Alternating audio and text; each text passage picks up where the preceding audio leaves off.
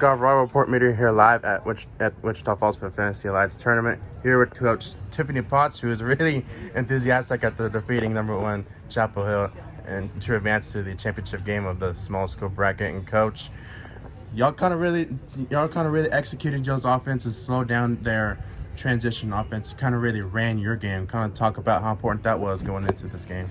You know, we have an experienced team this year. We battled through some injuries last year, have 7 seniors out on the floor and just some young players playing really good. We've been playing 10, 11 players deep. So we just talked about being patient, turning it into our game and wearing them down and going and executing in the fourth quarter.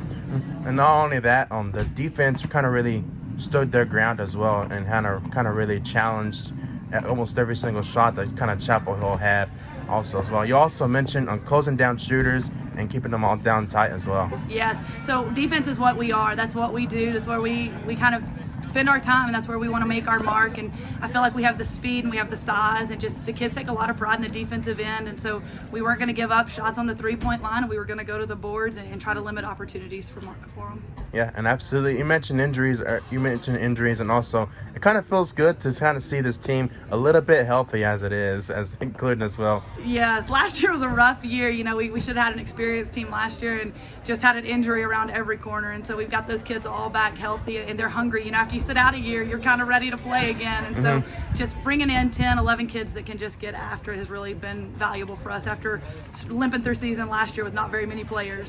And then finally, what have you learned about this team so far going in the course of this tournament?